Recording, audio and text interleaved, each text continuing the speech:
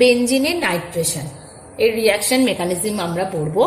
অর্থাৎ বেনজিনের নাইট্রেশন কিভাবে হয়, কোন ধরনের জৈব বিক্রিয়ায় বা অর্গানিক, কোন টাইপের অর্গানিক রিয়াকশনের সাহায্যে সেটা আমরা জানব।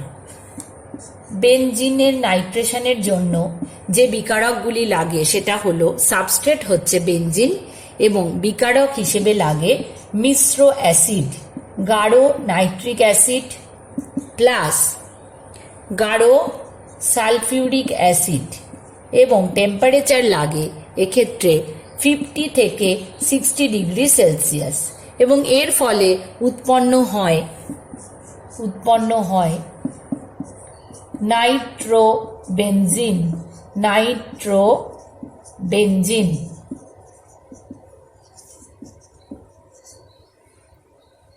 এখন এই গাঢ় HNO3 এবং গাঢ় H2SO4 সম্মিলিতভাবে এদের বলা হয় মিশ্র অ্যাসিড। মিশ্র অ্যাসিড কি করে? মিশ্র অ্যাসিডে কি ফাংশন কি? এর ফাংশন হচ্ছে, এখানে এদের বিক্রিয়ায় প্রস্তুত হয় ইলেকট্রোফাইল। দেখা যাক ইলেকট্রোফাইল প্রস্তুত হয় কিনা। HNO3 প্লাস H2SO4 এই বিক্রিয়ায়, যেটা কিনা একটি উভমুখী বিক্রিয়ায়, উৎপন্ন হয় NO2 plus H3O plus HSO4 minus. এখানে এই বিক্রিয়ায় ইলেকট্রোফাইল হিসেবে, অর্থাৎ অ্যাটাকিং রিয়েজেন্ট হিসেবে ক্রিয়াশীল হয় NO2 প্লাস, যার নাম হলো নাইট্রোনিয়াম আয়ন। এটি একটি ইলেকট্রোফাইল, বুঝতেই পারা যাচ্ছে পজিটিভ আধান রয়েছে। তাহলে এখানে আমরা কি দেখব? ইলেকট্রোফিলিক প্রতিস্থাপন বিক্রিয়া কিভাবে হয় সেই বিষয়টা দেখব। তাহলে স্টেপ বাই স্টেপ এবার আমরা যা বুঝেছি সেটা সেই বেসিসে ডিসকাস করব, সেই বেসিসে আমরা এর রিয়াকশন মেকানিজমটা ডিসকাস করব। আমরা দেখেছিলাম স্টেপ 1-এ অ্যারোমেটিক সাবস্টেন্সে ইলেকট্রোফাইল অ্যাটাক করলে একটা সিগমা কমপ্লেক্স তৈরি হয়। তাহলে নাইট্রেশনের সময়ও নাইট্রোনিয়াম আয়ন যখন বেনজিন রিংয়ে অ্যাটাক করবে তখন নিশ্চয়ই এই ধরনের একটা সিগমা কমপ্লেক্স তৈরি হবে। অর্থাৎ এখানে ইলেকট্রোফাইল হলো NO2 প্লাস, এবং যে সিগমা কমপ্লেক্সটা তৈরি হলো সেখানে এর বদলে বসবে NO2। তাহলে একই রকম ভাবে আমরা এরও রেজোনেটিং স্ট্রাকচারগুলো ড্র করে নেব। ফার্স্ট স্ট্রাকচার,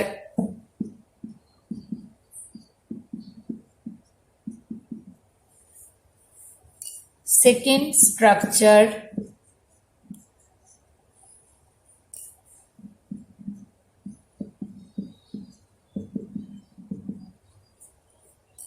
এবং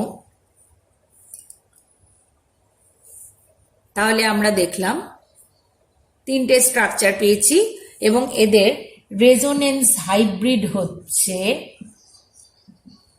প্লাস চার্জ সার্কুলেট করছে। এটাকে we should do with dotted lines. So that is how through the resonance sigma complex is getting stabilized. Then we must go for step 2.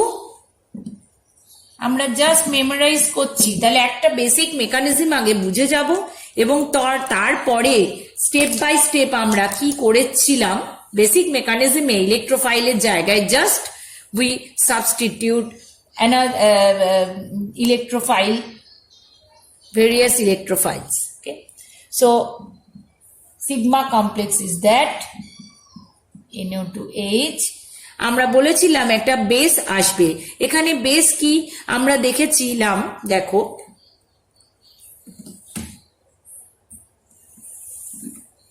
যখন আমরা মিশ্র অ্যাসিডের দেখছিলাম যে মিশ্র অ্যাসিড কিভাবে নাইট্রোনিয়াম আয়ন উৎপন্ন করছে, তখন সেখানে HSO4 মাইনাসকেও আমরা পেয়েছি। সো এখন আমরা এই স্টেপ 2-তে এই HSO4 মাইনাস কি করবে, ও বেস হিসেবে কাজ করবে। তাহলে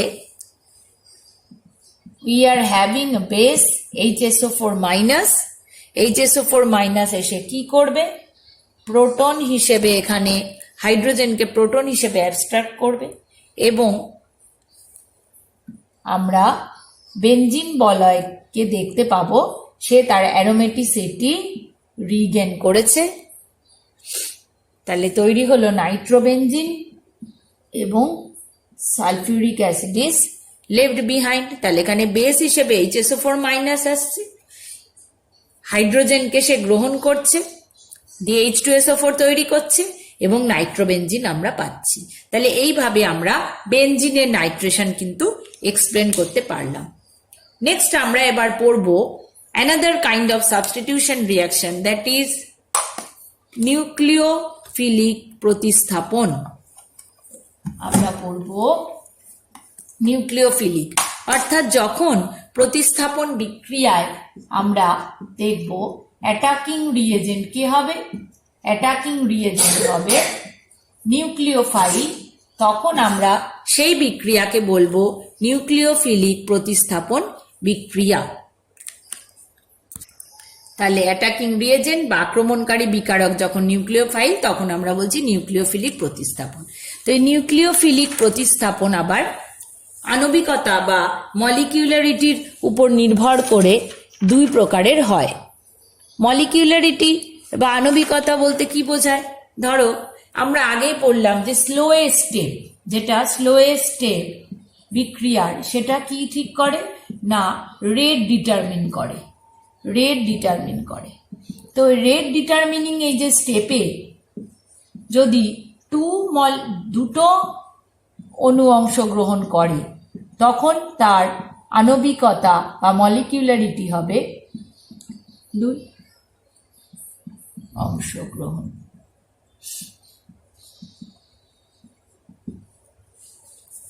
অর্থাৎ বিক্রিয়ার হার নির্ণয় হার যদি দুটি অণুর গাঢ়ত্বের উপর নির্ভর করে বা দুটি স্পিসিসের গাঢ়ত্বের উপর নির্ভর করে, তখন তার আণবিকতা 2 বা মলিকুলারিটি 2 হয়। আর যদি একটি অণুর উপর ডিপেন্ড করে তাহলে 1। তাহলে সেই আণবিকতার দুরকম আণবিকতার নিউক্লিওফিলিক প্রতিস্থাপন বিক্রিয়া দুরকম আণবিকতারই দেখা যায়। তাই একে দুটো টাইপে বলা যায়। একটি হলো SN1 যখন আণবিকতা হচ্ছে বা মলিকুলারিটি রিয়াকশনের 1 তখন, আর অপরটি হলো SN2। তাহলে SN1 হচ্ছে আণবিকতা যখন 1 আর SN2 হচ্ছে আণবিকতা যখন 2। তাহলে আমরা প্রথমে SN1 যে রিয়াকশন অর্থাৎ ইউনিমলিকুলার সাবস্টিটিউশন রিয়াকশন সেটাই কিন্তু ডিসকাস করব। ইউনিমলিকুলার সাবস্টিটিউশন রিয়াকশন বা SN1 এই বিক্রিয়াটি দুটি ধাপে সংগঠিত হয়। একবার বলে নি, S সাবস্টিটিউশন, N হচ্ছে নিউক্লিওফিলিক আর 1 হচ্ছে ওর অর্ডার। ক্লিয়ার? এবার দুটো ধাপে বিক্রিয়াটা সংঘটিত হয়। তাহলে মেন বিক্রিয়াটা কি? মেন বিক্রিয়াটা হলো একটা অ্যালকিল হ্যালাইড এবং সেখানে অ্যাটাক করছে কে না, একটা নিউক্লিওফাইল অ্যাটাক করছে এবং নিউক্লিওফাইল অ্যাটাক করার ফলে কি হচ্ছে, আচ্ছা we can write from this side.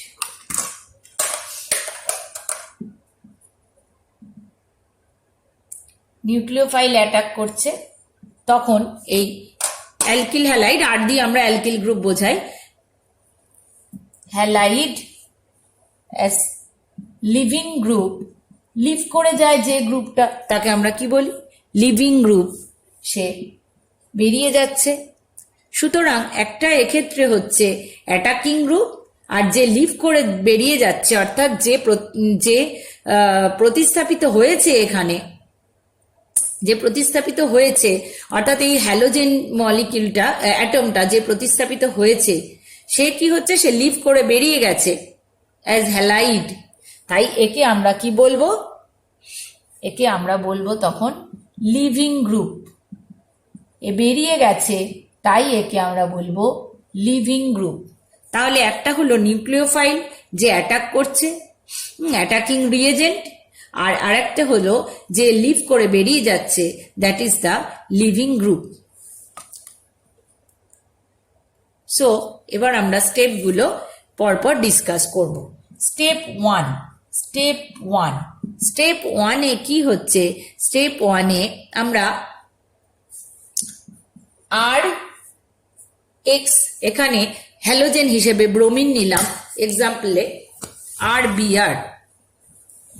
BR, এবং নিউক্লিওফাইল হিসেবে আমরা কাকে পাচ্ছি, নিউক্লিওফাইল হিসেবে আমরা এখানে একটা OH মাইনাসকে নেব। তো ফার্স্ট স্টেপটা আমাদের এখানে কিভাবে সংগঠিত হয়, ফার্স্ট স্টেপে কি হয়, ফার্স্ট স্টেপে হ্যালোজেন হ্যালাইড হিসেবে অর্থাৎ লিভিং গ্রুপটা বেরিয়ে যাচ্ছে। তাহলে এখানে বিআর মাইনাস হয়ে লিভ করে বেরিয়ে যাচ্ছে। এই স্টেপটা হলো স্লোয়েস্ট স্টেপ, অর্থাৎ কি না আরডিএস। আমি বলেছি আরডিএস কি, রেট ডিটারমিনিং স্টেপ। তাহলে আমরা এখান থেকে কি পেলাম, একটা আর প্লাস আর বিআর মাইনাস লিভ করে গেছে, আর আর প্লাসকে আমরা পেলাম। আর প্লাস হলো কি, কার্বোক্যাটায়ন। আর প্লাস হলো কি, কার্বোক্যাটায়ন। তাহলে এখানে স্লোয়েস্ট স্টেপ যেহেতু, বিক্রিয়ার হার কিসের উপর নির্ভর করছে, বিক্রিয়ার হার নির্ভর করছে শুধুমাত্র কিসের উপর, অ্যালকিল হ্যালাইডের, অ্যালকিল ব্রোমাইড এখানে তার গাঢ়ত্বের উপর। বিক্রিয়ার হার নির্ভর করছে অ্যালকিল হ্যালাইডের বা অ্যালকিল ব্রোমাইডের ক্ষেত্রে গাঢ়ত্বের উপর নির্ভর করছে। সুতরাং যেহেতু একটি অণুর গাঢ়ত্বের উপর নির্ভর করছে, তাই আমরা বলতে পারি এর মলিকিউলারিটি 1। তাই একে আমরা বলবো SN1। এখন দেখো এই যে কার্বোক্যাটায়ন তৈরি হলো, এই কার্বোক্যাটায়নটা যখন আর CH3, তখন কার্বোক্যাটায়ন হচ্ছে CH3 প্লাস মিথাইল কার্বোক্যাটায়ন। যখন আর C2H5 অর্থাৎ মিথাইল হ্যালাইড হলে CH3 প্লাস C2H5, তখন হলো ইথাইল কার্বোক্যাটায়ন। একই রকম ভাবে অ্যালকিল হ্যালাইডের অ্যালকিল গ্রুপের উপর নির্ভর করে যে কার্বোক্যাটায়নটা উৎপন্ন হচ্ছে সেটা ডিসাইডেড হবে। এবার আমরা দেখব স্টেপ 2 কি হচ্ছে। Step 2 we are having a base. Step 2 একটা বেস আমরা পেয়েছি OH মাইনাস, OH মাইনাস একে অ্যাটাক করবে আর OH উৎপন্ন করবে। সো আমরা অ্যালকিল হ্যালাইড থেকে একটা অ্যালকোহল পাবো। এক্সাম্পল আমরা একটা এক্সাম্পল নিচ্ছি। হ্যাঁ, এক্সাম্পল হিসেবে আমরা কাকে নিচ্ছি, এক্সাম্পল হিসেবে আমরা প্রথমে নেব মিথাইল ব্রোমাইডকে। তাহলে মিথাইল ব্রোমাইড 1 নম্বর এক্সাম্পল, মিথাইল ব্রোমাইড। তাহলে ফার্স্ট স্টেপ কি হবে, স্টেপ 1 আমি লিখছি, step 1 CH3Br, slowest step CH3 plus Br minus. Step 2 CH3 plus OH minus attack করছে CH3OH। ওকে, এবার এক্সাম্পল নাম্বার 2, এক্সাম্পল 2 আমরা নিলাম টারশিয়ারি বিউটাইল ব্রোমাইড CH3Br। তাহলে ফার্স্ট স্টেপ অর্থাৎ রেট ডিটারমিনিং স্টেপ আমরা পাচ্ছি CH3 হোল 3 অর্থাৎ tertiary butyl cation plus Br minus. তাহলে এই স্টেপের রেট ডিপেন্ড করছে কার উপরে? CH3 হোল 3 CBr এর কনসেন্ট্রেশনের উপরে কেবলমাত্র। স্টেপ 2-তে কি হবে? স্টেপ 2-তে টারশিয়ারি বিউটাইল কার্বোক্যাটায়ন হোল 3C প্লাস থেকে তৈরি হবে টারশিয়ারি, যেই বেস অ্যাটাক করবে টারশিয়ারি বিউটাইল অ্যালকোহল।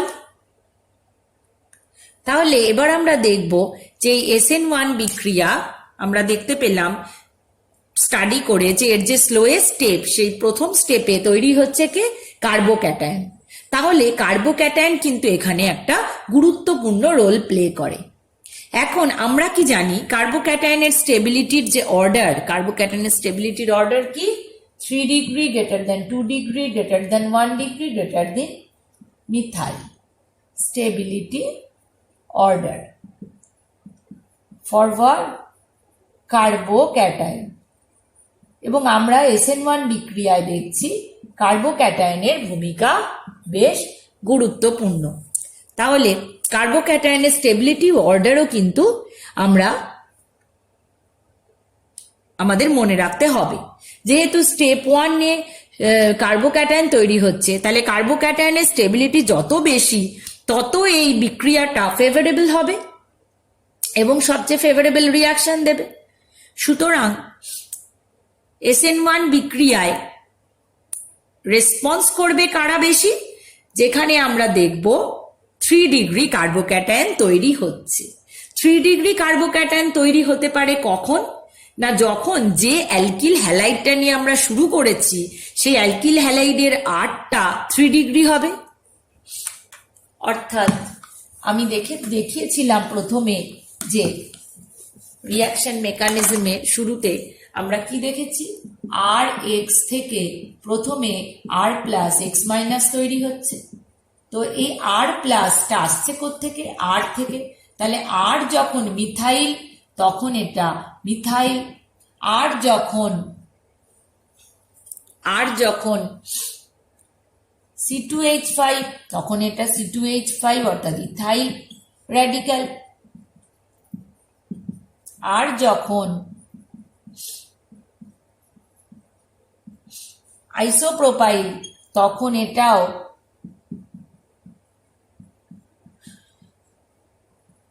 আইসোপ্রোপাইল, আর যখন টারশিয়ারি বিউটাইল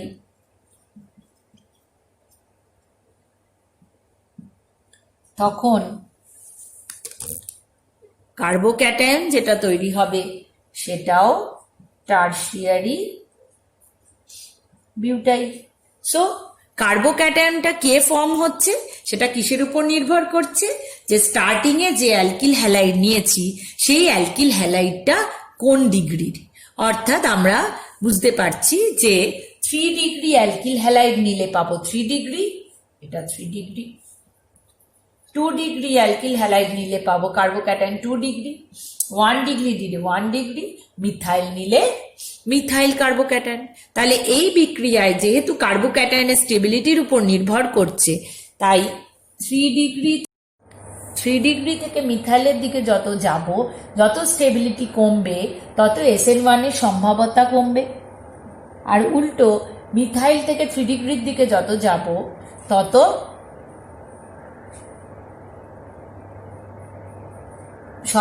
স্টেবিলিটি আমাদের বৃদ্ধি পাবে এবং SN1 এর সম্ভাব্যতা বৃদ্ধি পাবে।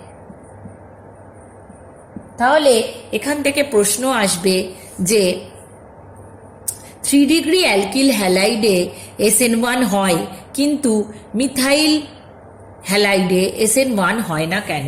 তাহলে কোয়েশ্চেন আসে 3 ডিগ্রি অ্যালকিল হ্যালাইডে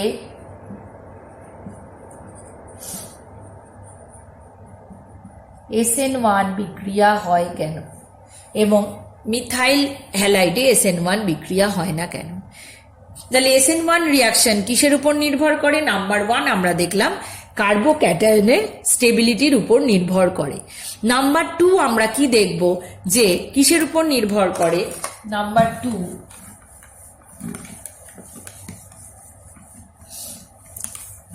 2 কিসের উপর নির্ভর করে না, সলভেন্টের নেচারের উপর নির্ভর করে।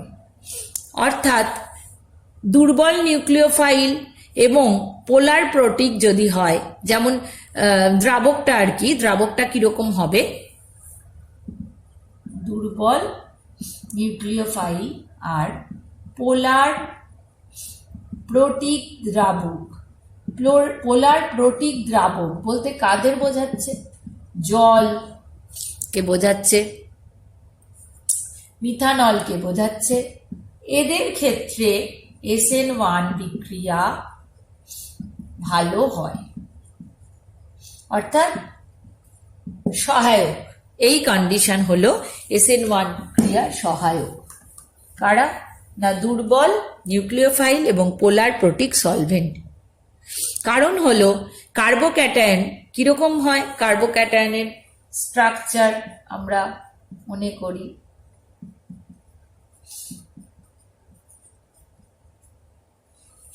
এটা প্লাস চার্জ প্ল্যানার হয়, প্ল্যানার স্ট্রাকচার।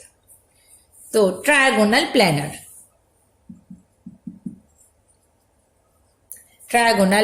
হয়। তো এই ট্রায়াগোনাল প্ল্যানার হওয়ার জন্য যদি জল, CH3OH এদের ক্ষেত্রে কি থাকে? লোন পেয়ার, অক্সিজেনের মাথায় লোন পেয়ার। এই অক্সিজেনের লোন পেয়ার কি হয়? এই ভ্যাকেন্ট p অরবিটালে ডোনেট করে, তাই স্টেবিলিটি পায় এবং হাইড্রোজেন বন্ডও ফর্ম করে। এইভাবে এরা স্টেবিলিটি পায়। তাই দুর্বল নিউক্লিওফাইল এবং পোলার প্রোটিক সলভেন্ট কি হচ্ছে? SN1 বিক্রিয়ার সহায়ক। তো এই হলো SN1 রিয়াকশন। SN1 এর পর এবার আমরা পড়ব SN2। SN2 S অর্থাৎ সাবস্টিটিউশন বা প্রতিস্থাপন,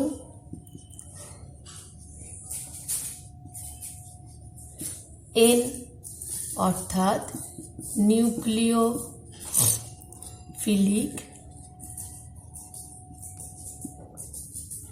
আর 2 বলতে বোঝাচ্ছে যে এই বিক্রিয়ার আণবিকতা বা মলিকিউলারিটি হলো 2। তাহলে সম্পূর্ণভাবে লিখলে হয়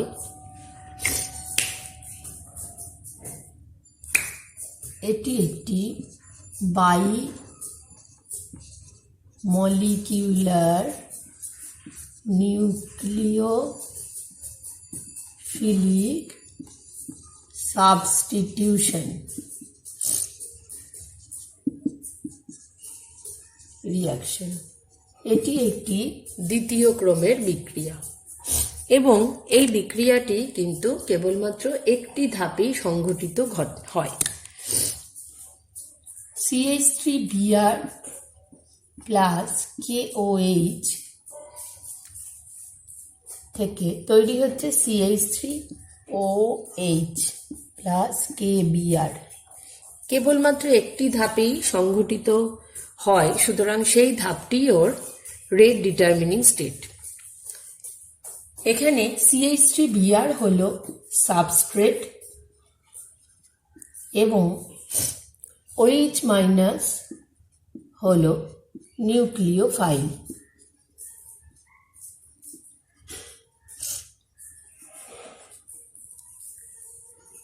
একটি সাবস্ট্রেট আর একটি নিউক্লিওফাইল।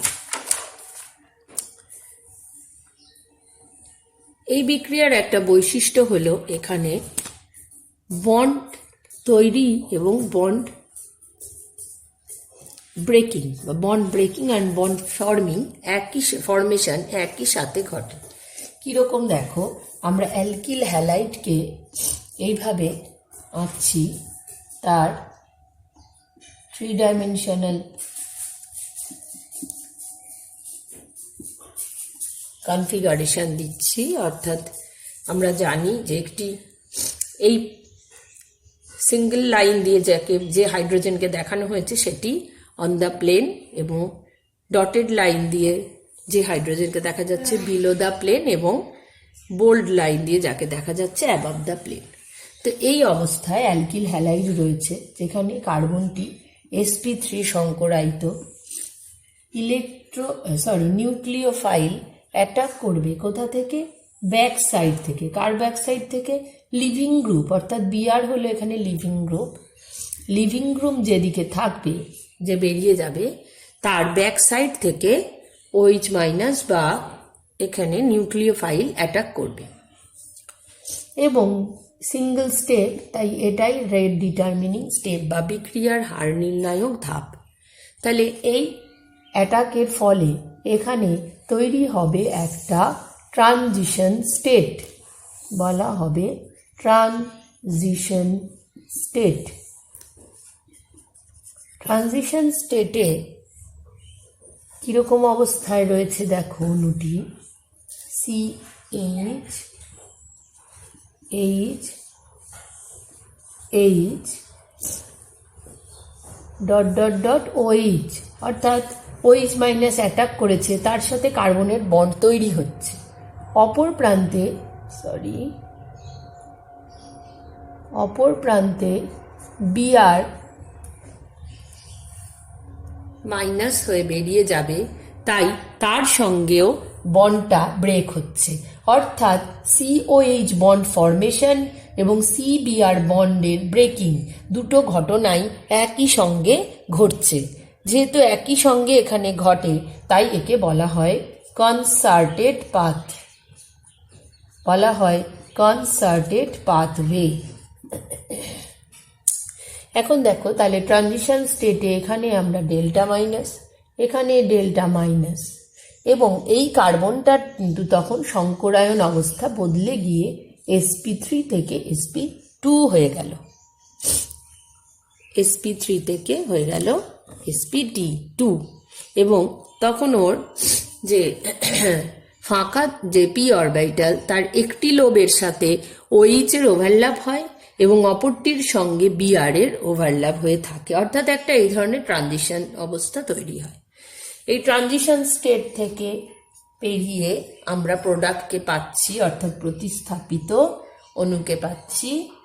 তার গঠন হচ্ছে এইরকম, অর্থাৎ যে অ্যালকোহলটা আমরা পাচ্ছি OH এর সঙ্গে বন্ড তৈরি হয়ে যাচ্ছে,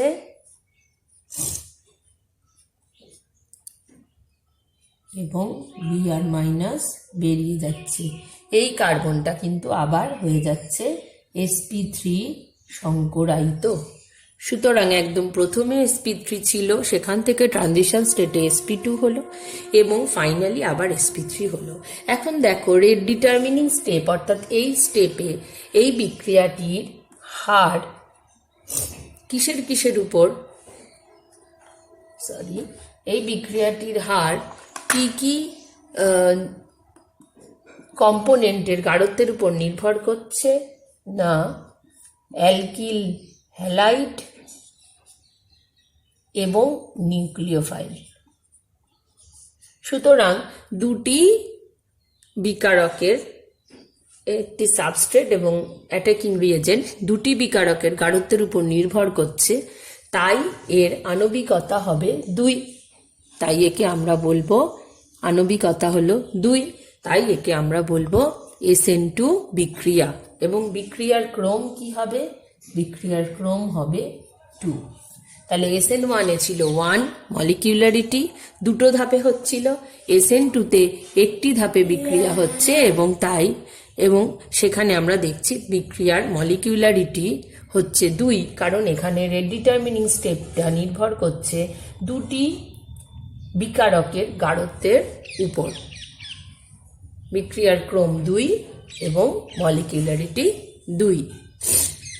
এবং দেখো, এখানে যেদিকে লিভিং গ্রুপ, তার বিপরীত দিক থেকে নিউক্লিওফাইল অ্যাটাক করছে, তাই আমরা যে ফাইনাল যৌগটা, প্রতিস্থাপিত যৌগ পাচ্ছি, সেখানে আমরা দেখতে পাচ্ছি কার্বনের সঙ্গে হাইড্রোজেনের যে বন্ডগুলি, সেগুলি ঠিক উল্টে যাচ্ছে।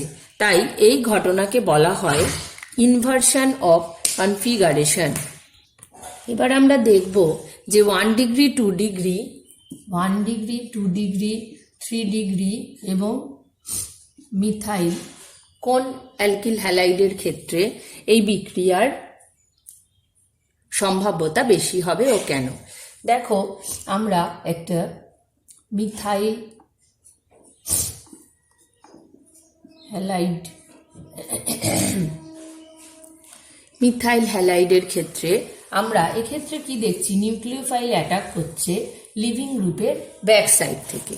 তাহলে যখন মিথাইল হ্যালাইড হচ্ছে তখন নিউক্লিওফাইল যখন অ্যাটাক করছে তার আশেপাশে শুধু হাইড্রোজেনকে পাচ্ছে।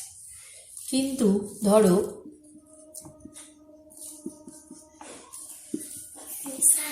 1 ডিগ্রি অ্যালকিল হ্যালাইড হলো, তখন নিউক্লিওফাইল অ্যাটাক করার সময় তার কাছে হাইড্রোজেন পরমাণুর সাথে পাচ্ছে অ্যালকিল গ্রুপ 1 ডিগ্রি। 2 ডিগ্রির কাছে পাচ্ছে দুটি অ্যালকিল গ্রুপ। 3 ডিগ্রির কাছে পাচ্ছে 3টি অ্যালকিল গ্রুপ। অর্থাৎ দেখো ও যখন অ্যাটাক করছে নিউক্লিওফাইল তখন 3 ডিগ্রির ক্ষেত্রে সে 3টে বাল্কি অ্যালকিল গ্রুপের সঙ্গে তার মুখোমুখি হতে হচ্ছে। এখন এই বাল্কি অ্যালকিল গ্রুপগুলো নিউক্লিওফাইলের অ্যাটাককে কি করবে, কঠিন করে দেবে। কেন কঠিন করে দেবে? কারণ এখানে স্টেরিক হিন্ড্রেন্স আসবে। তো এই স্টেরিক স্টেরিক এফেক্টের ফলে এই বাল্কিল গ্রুপগুলো থাকার জন্য নিউক্লিওফাইল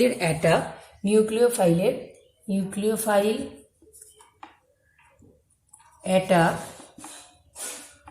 কঠিন হবে।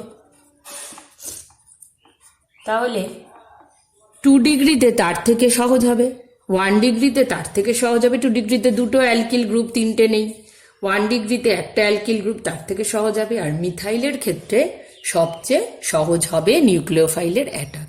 সুতরাং এক্ষেত্রে কি হবে, যত নিউক্লিওফাইলের অ্যাটাক সবচেয়ে বেশি কোথায় হবে?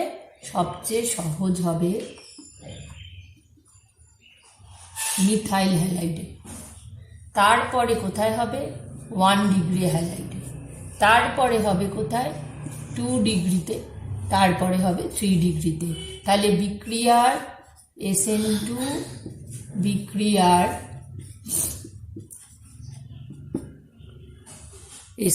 বিক্রিয়ার সম্ভাব্যতা যত